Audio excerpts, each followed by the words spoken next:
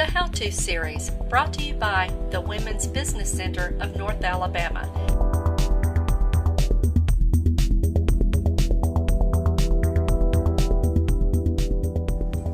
Hi, I'm Tim Knox again here for the Women's Business Center How To video series. In this series, we're going to look at employees. Now, we're going to talk about when to decide to hire employees, how to find them, how to get them, and how to keep them. When you're in business, one of the biggest challenges you're going to face is finding good employees. And the key word there is good, what we call top talent. These are the folks that you want to hire in your business, not because they're just going to do a job and go home, but because they're going to take a vested interest in your business. They're going to do the job. They're going to think like an owner. They're going to think like you do. And they're going to require minimal supervision. Now, of course, finding those people is the hard part. So let's talk about that a little bit as we go through. First of all, when should you hire an employee? That's a question we get a lot from new entrepreneurs who have been doing everything for themselves. Now, my rule of thumb is never hire an employee until you absolutely have to. Now, some entrepreneurs, they think if they have a lot of employees, it's a big stroke to their ego.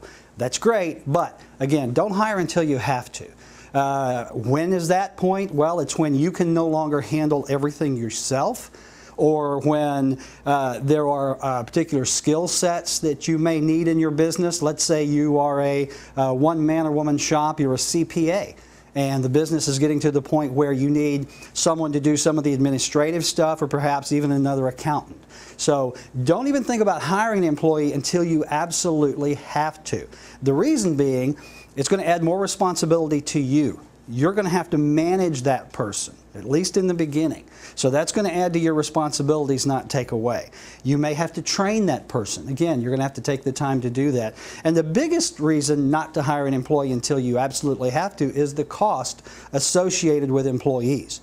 Now, if you hire someone for, let's say, $10 an hour, that employee is not only going to cost you that $10 an hour, but you can build on another 15 to 20% in taxes, withholdings, matchings.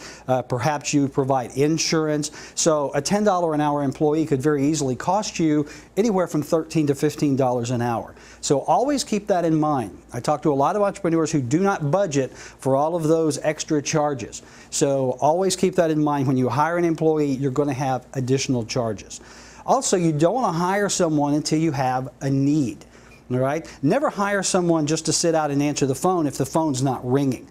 Always wait until you have a specific need for that employee. All right, you've decided you need an employee. What are the next steps?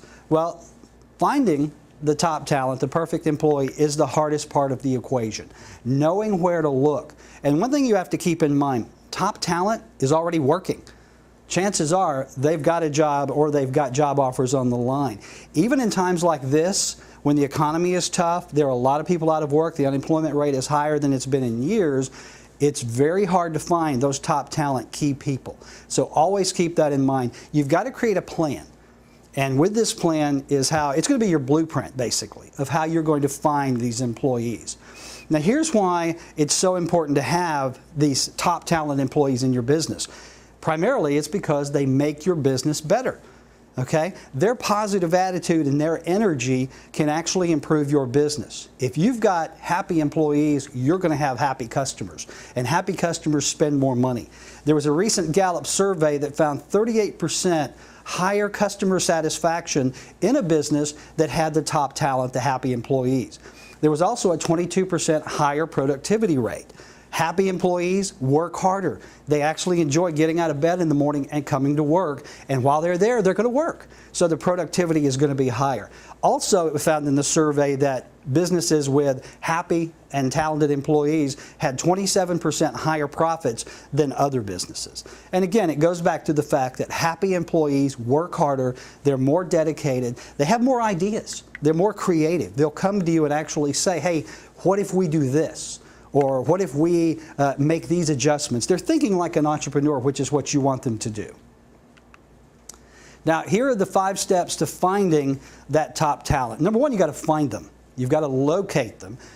Number 2, you've got to recruit them. This means going out and giving them a reason to come to work for you. And don't make the mistake that they're desperate to come to work for you. If they are, you probably don't want to hire them. Okay? dealing with employees, especially in the negotiation phase, which we'll talk about a little later, is much like a financial negotiation. You're going to offer them X, they're going to accept Y, and the negotiating begins. Next step in the process is hire them. Find them, recruit them, hire them, and then here's the hard part, keeping them. Top talent has options. Just because someone comes to work for you doesn't mean they're going to work for you forever. You've got to give them reasons to stay there. And finally, the fifth one and the most important one is duplicating that employee. Using that employee to bring other employees into the fold that are of his caliber. Now, here's the thing you've got to understand. Top talent doesn't come looking for you. Again, usually top talent already is working or they have prospects. So you've got to go out and find them. Don't wait for the perfect resume to hit your inbox. All right, a lot of entrepreneurs think that if they post a job on Monster.com or Craigslist or one of the job boards, all they have to do is sit back and wait for the resumes to come in. And that's not really the case. I think the studies show that a very small percentage of jobs are actually filled on the internet. Most of them are filled by referrals and resumes that are already on hand. So once you've got that job opening, you've got to go find that top talent. Now here's a key, and something that a lot of employers don't think about. You've got to better understand the position to find the perfect candidate. All right, and what I mean by that is when you have an opening at your company, let's say, all right, I've got an opening for an administrative assistant. All right, what are the specific duties that that person will perform? What are the skills that that person will need to have? What are the are there certifications? Is there a degree of experience, or is there a degree required? You have to fully flesh out that job description before you can fill it. Because I guarantee you're going to get resumes, especially if you use a service like Craigslist. If you post a job on Craigslist, you are going to get a lot of resumes. 99.999% of them are unqualified. So you've got to be able to take a resume and compare it to the job description that you've created to make sure that there is a perfect fit. And it's not set in stone. You may get a resume from someone who matches 80% of your criteria. And then when you sit down with them, their personality convinces you that they can come in and quickly grow into that job. So there's got to be some flexibility there. The nice thing about being an entrepreneur at a small company is you can have that flexibility. A lot of large companies have set in stone job descriptions that they'll never waver from. But that makes it better for you because you are flexible. You can tap the talent pool much easier. I always say recruiting is the new marketing, meaning that you have to market your company to attract employees in the same way that you would attract customers. All right? Again, you've got to understand the competition for top talent is fierce. Your competitors have the same needs that you have. So they're going to be competing with you. So think of recruiting as marketing. All right, you're going to go out there, you are going to sell your company and your brand to that employee. And just like marketing, there are a few things you have to do. Number one, we always say in marketing, the first thing you have to do is identify your target customer. Well, in this case, the employee or the potential employee is your target customer. So you've got to identify them. You've got to profile them. What I talked about a minute ago, if I have this job description, who's the perfect candidate to fill that job description? All right. Do they have 5 years experience? Do they have a bachelor's degree, if required? Do they have certifications? Do they have a security clearance? You have to create a profile of that perfect customer/employee. All right. So once you do that, the next step in marketing and recruiting is figuring out where those customers/employees are and how to attract them. All right. You may be looking for someone who you can find at networking events, BNI, Chamber of Commerce, independent organizations. Let's say you're looking for a sales professional. That's quite often the best place to find those kind of folks because they are very much networkers. The networking process is part of the sales process. Let's say you are looking for programmers. Typically, programmers are the younger, what we call the computer geeks. You're going to find them mostly online. Okay, you'll find them not only at the job boards like Monster, Career Builder, that's the sort of place, but you can also find them in tech forums.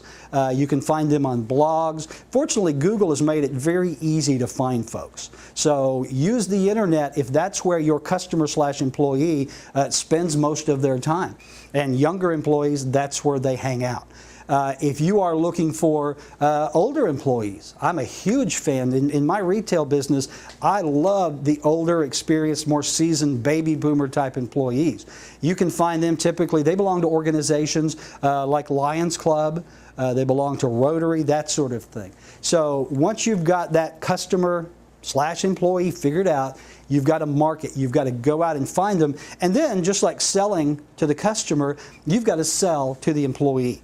Again, don't make the mistake that you are in the position of power just because you're the one doing the hiring and paying the salary. All right? If there is a top talent person that you really want on your team, you've got to sell not only your company, but yourself, the future, what you have to offer. You know, the days are gone when you could just grab a job application, throw out an offer, and they would snap it up. It doesn't happen like that anymore. So be prepared when you're getting, especially to the interview phase, sell your business to this employee. Give them the features and benefits of the company. Give them the reasons why they should come to work for you. Another thing you should do is implement a strong referral program. Keep in mind that the best source of new employees are your current employees, if you have some. All right? They're the ones that you've already hired, they're on board, they're doing a great job, they're vested.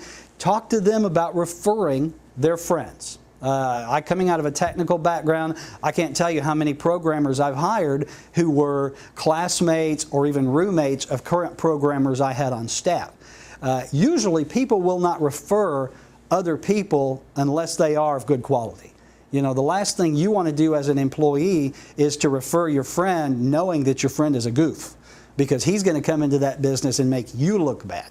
So look for referrals from your current employees. Give them rewards for doing it, referral bonuses. If you refer someone and we hire them and they're here for 90 days, you get a bonus of some sort, be it monetary or whatever. So keep in mind, your employees are your best source for referrals. So you should have a strong referral program in the company that lets them bring their friends and comrades in.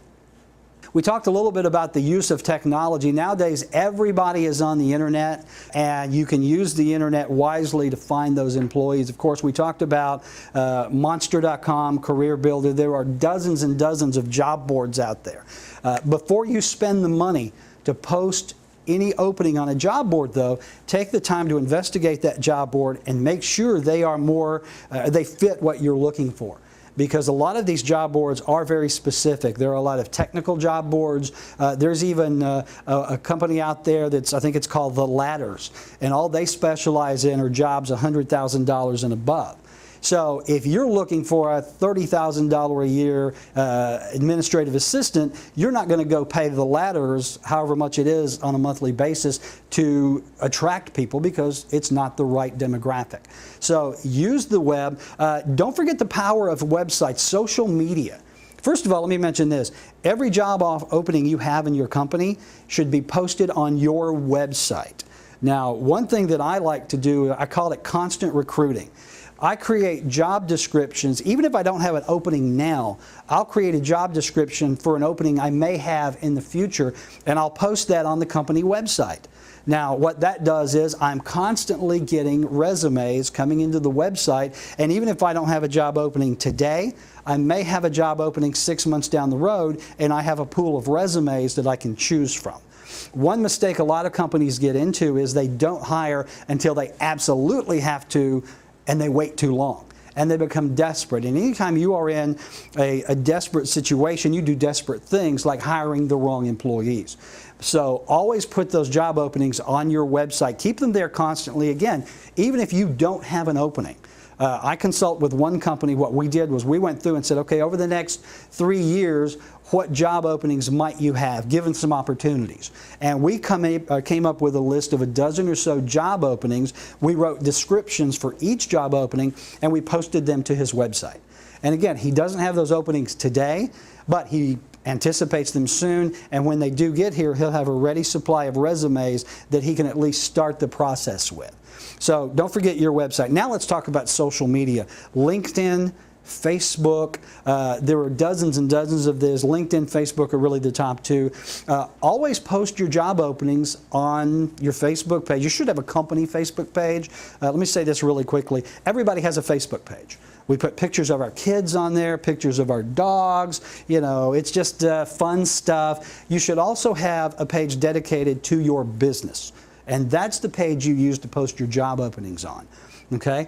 If you don't know about Facebook, we have classes that can fill you in on that. You can go to Facebook and learn more. But use Facebook to post those jobs. And LinkedIn, I have found to be the most effective way to recruit employees. Now, if you're unfamiliar with LinkedIn, again, I won't go into a great in-depth explanation other than to say it is a website that links professionals, executives, employees, that sort of thing.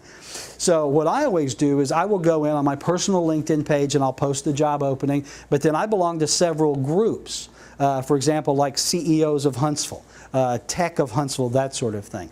And you can go on there and post the job opening as well, and everyone who is on that list typically will be in similar businesses you're in, or they will be peers as entrepreneurs who can help refer employees to you. I've had great luck finding employees on LinkedIn. But remember, it's the modern age. Everyone is online. Don't forget to do your job recruiting online. That said, as I mentioned earlier, very few jobs are actually filled online. But you don't want to ignore that at all. You want to use that as a source of resumes. Just be prepared if you do use like a Monster or a Craigslist, which is more of a classified ad website, especially Craigslist. You're going to be inundated with applications, emails, and resumes, many of which will not fit your criteria. All right, when you do get someone applying, reduce the response time. I remember back in the early 80s, I went to work for Boeing Aerospace, and from the moment I put in the job application till I even got an interview was about 4.5 months. And I had forgotten all about it. And then when I did have the interview, it was another 2 or 3 months before I got the offer. Not really the best way to go about it. If you have a job opening that's available today, you have to fill that job as quickly as possible with the highest qualified candidate you can find. So if you get a resume across your desk or in your email today and it looks like a promising candidate, call that person back, get back with them immediately, or at least get them in the pipeline and start the process. You know, you may have to go through, many companies have a period of what they call resume collection. We're going to post this job, we're going to collect resumes for a month, and then we're going to start looking at employees. That's all well and good. But if someone applies to you today, at least make sure they get an email back thanking them for their application. Let them know we're going to be collecting resumes for this amount of time, and if you fit the criteria, we will call you back. It's just courtesy, professional courtesy, getting back to them. And in this day and age, especially the younger folks, they expect a quick response time. It doesn't happen fast enough. So make sure you get back to them. And again, focus on the time that it's going to take you to contact them. Okay, the faster you can do it, the better. I mentioned a few minutes ago in my retail business, I was a big fan of hiring baby boomers, those in my age, the 50 and over. The best employees I've ever had were those who were retirees. They were dedicated. They didn't give me any issues. You know, they would come to work on time every day. They would do their work. They would take a vested interest in the company. So don't forget, when you're hiring someone, don't discriminate because of age, and don't have preconceived notions that people over 40 or 50 or 60 are going to be able to do that job, because in most cases, the baby boomers will be your best employees. You know, consider the experience that they have. Consider that they've been employees for many, many years. So always keep them in mind. Again, define the target employee, and if the baby boomer is one who qualifies, keep them as an option. When you do find folks, you get them in for the initial interviews, things are going well. Never offer anyone a job on the spot. You want to make sure you do screening. All right, by screening, there are different ways to do that. The most common are drug testing, background checks. You can also do personality screening, competency screening, behavior-based testing. I can't tell you how many stories I've heard. I recruited this guy, he looked perfect, I hired him, and 2 months down the road, he was stealing inventory out of the back door. Okay? Make sure that you do at least the drug screening, the background check. All right? Those are the bare minimum when you're doing screening, because you never know. And again, the internet makes it very easy for you to do this. The next step is to check references. I think you'd be surprised how many employers never check a single reference. All right? I actually had a friend of mine tell me one time that he applied for a job and he made up the references just to test.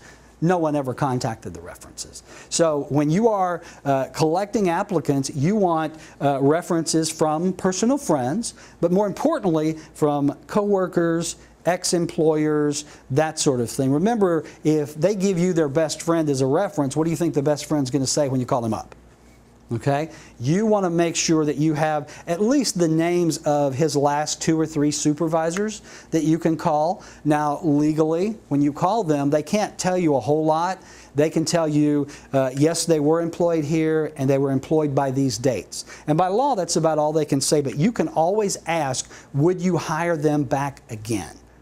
The yes or no answer to that question tells you a lot. If they say yes, chances are it's a good reference. If they say no, you'll know that there's an issue with that employee. I never collect references from family or friends, though, because again, they're going to tell you what you want to hear to get them hired.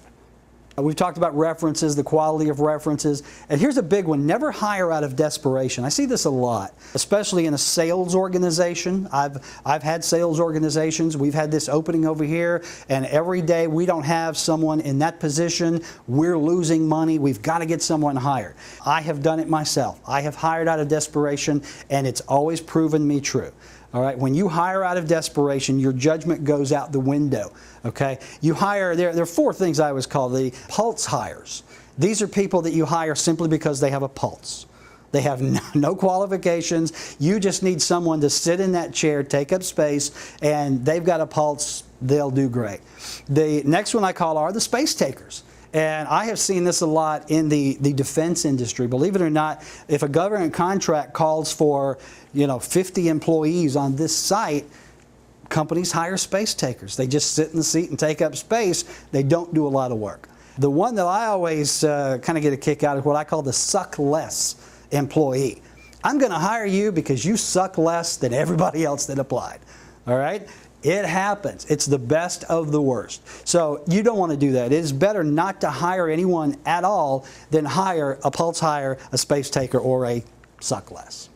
Bad hires are worse than no hires. Here's a statistic for you. The U.S. Department of Labor calculated it costs 33% of a new hire's annual salary to replace him. So when you are looking at hiring an employee, you've got to keep this in mind. You want to hire someone who is going to be with you for the long haul, because the cost of replacing them down the road is going to be 33% of what the salary went for. That's why you do the screening. That's why you do what I call multiple interviewing. If you're a one-man, one-woman show, you want to interview them, you don't have anyone else in the company, it would also probably behoove you to get maybe a mentor or one of your peers to also interview that person. It gives you an alternate point of view. All right?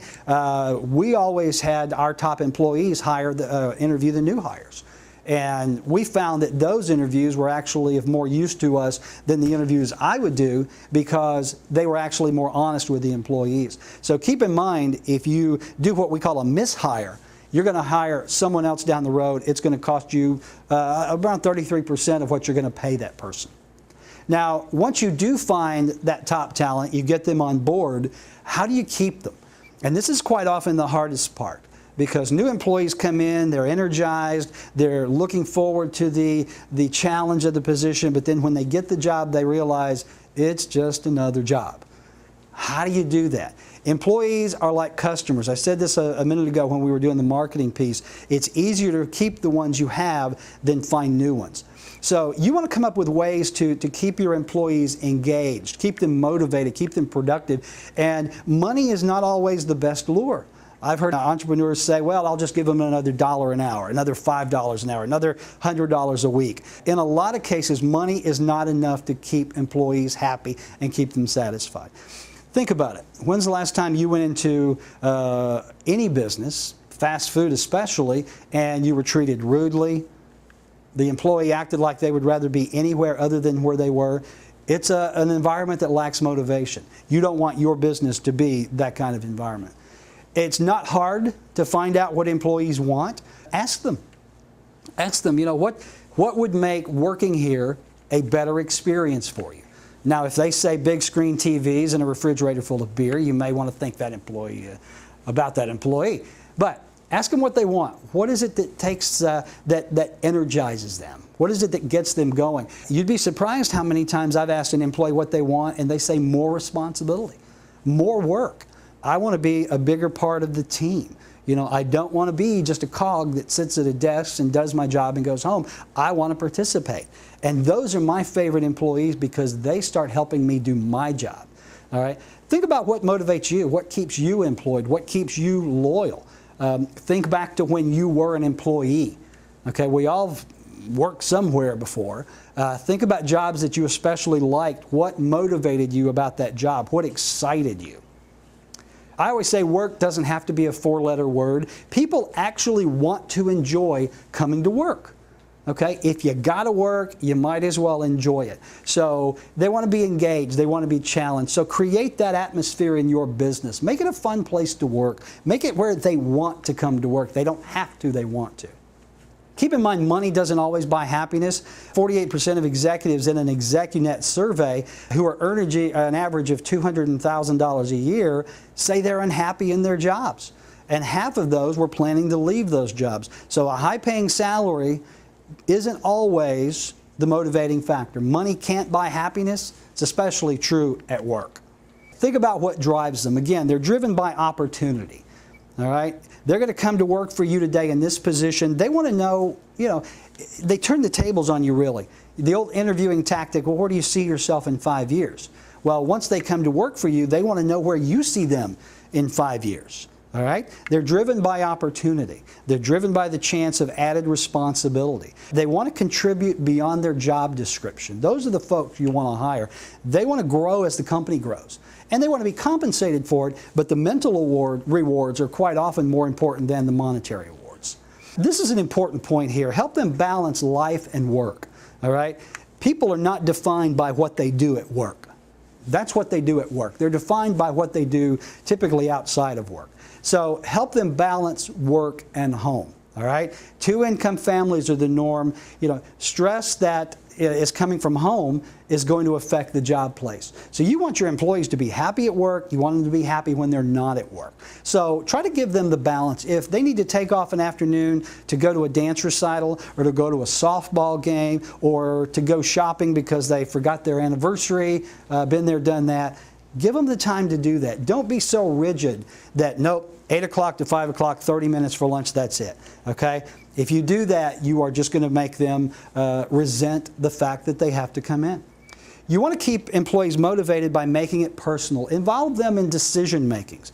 One thing I've always done in all of my businesses is when there's a major decision to be made, I pull all my key employees together, lay it out, and listen to their opinion.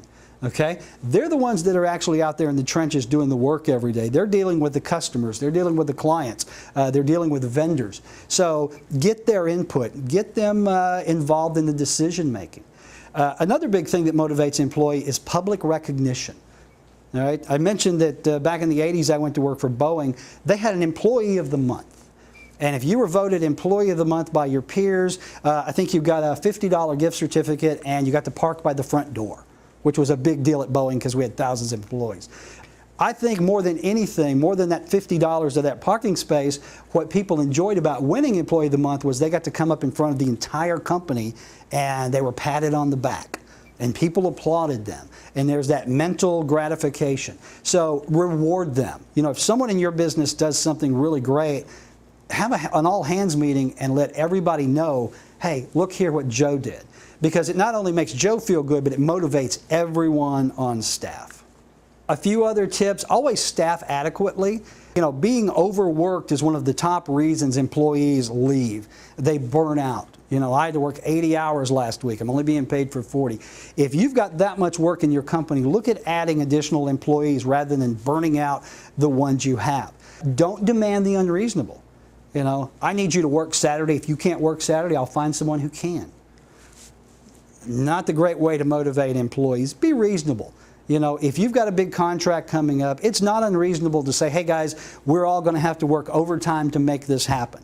But it is unreasonable for you to just pile work on one employee that is the work of two. Always provide opportunities for cross-training. This is another thing in the survey. When employees were asked what they wanted to, or what made them happy, they talked about being able to expand outside of their job description, additional training, continuing education. That sort of thing comes back to you in spades, so always look at that. Take advantage of their skills and talents. I can't tell you how many times I've hired employees for one position and they've proven themselves to be better at something else. I hired a young programmer who ended up being just a great salesperson. So once you've got in there, look at their talents. Never go, hey, here's your job description, just do that. All right? Get to know your employees. Spend some time talking to them. I'm a big fan of taking employees out to lunch, and the rule is we don't talk about work. Okay, we're going to talk just one-on-one here, and you'll learn things that you can use then to make that employee's life better at the office. Encourage friendships and team buildings. Employees with friends at work stay at work. All right? So you want to encourage that. I'm not talking about office romances. I'm talking about team building. I'm talking about developing friendships with their peers at work. A lot of companies do this. A friend of mine had a business every Friday afternoon. They had pizza parties in the break room. A couple of times a month they would have outings, that sort of thing. And it's all team building. It's the employees becoming friends. And again, if your friends are at work, that's where you want to be. So always keep that in mind. Encourage growth. Top talent never stops learning and thinking. You've got to give them room to grow and give them the time. If you've got an engineer who wants to do some continuing education, give them the time to do it. A lot of large companies actually pay for education because they believe, and I think rightfully so, that education will be brought back to the company and used there. So encourage growth. Come up with classes, make suggestions even. When I was running a sales organization, every month I would come up with a suggestion. This training company is offering a class on this. I'm going to pay for everyone to go. So the continuing education is a big motivator. Be generous with the emotional rewards and the financial rewards. All right? Once you've got someone you want to make an offer to, never lowball an offer. Okay? You're not buying a car on eBay. You are trying to get top talent to come to work for you. So if the position you're hiring for, the national average pay is $70,000 a year, don't offer that applicant $35,000 a year. It's insulting. And believe me, if they're top talent, they know what the market will bear. They know what the going rate is. And a lot of thought processes as well, I'll make this offer, and they'll counter offer back. It becomes a negotiation where you're at a yard sale buying a shirt. Well, these days, a lot of top talent will not even bother to counter back. I worked with one company, he did just that. He lowballed a young man, and he was just stymied that the young man didn't come back with a counteroffer. And I actually called the young man, and he said, well, I was insulted by the offer. I thought if that's how he handled the negotiation part, he wasn't going to be very fun to work for. So when you're coming up with that position, know what that position should pay. Never lowball. All right? You may end up overpaying to get the top talent, and that's okay because you get what you pay for when it comes to employees. And always don't forget the benefits and the perks. Offer the best perks you can. If you have a 401k, if you have insurance. If you don't, that's okay too. You can do non-monetary perks. Google has consistently been voted the best place to work in the United States, and most often it's because of the perks that they offer. They have cafeterias where you eat free. You can bring in your dry cleaning and it's cleaned for free. They've got gymnasiums. So think about perks like that. Maybe you don't offer life insurance, but maybe you offer a free membership to a gym, or maybe free health screening, something like that. So keep that in mind. And this is a big one that I'm going to end with. Leadership drives retention. Okay? Lousy employees are the result of lousy managers. They often leave managers, not companies. I can't tell you, again, how many times I've heard that. I've done it myself. I have left jobs that I really liked because I couldn't stand the person I was working for. So if you are the manager of the employee or whoever is managing, you should lead by example. All right? Don't lead by terror. Okay? If you don't come in on time and stay late, you're fired. All right? Don't lead by, hormones. Don't lead by testosterone. Lead by example. All right? You want your employees to replicate you. So show them the manager you are, and again, make sure all the managers in your company think the same way. And finally, here's the moral to the story. Recruit proactively. Don't wait for top talent to come to you, because usually they won't. Interview well.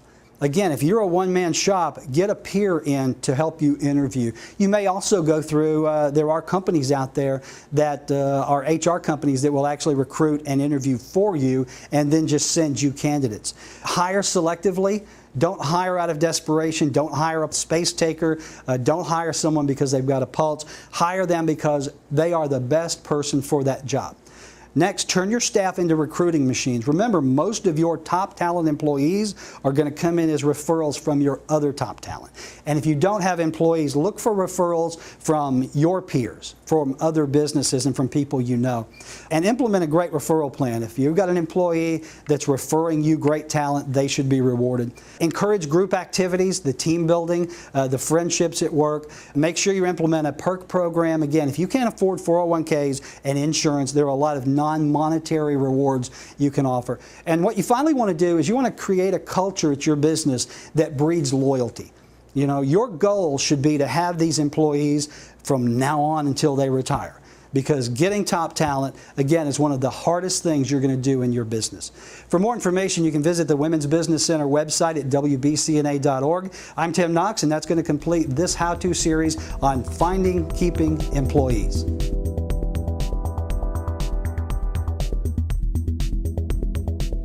The Women's Business Center of North Alabama, WBCNA, is a nonprofit organization whose mission is to help women and men start and grow a business and generate economic growth for the region.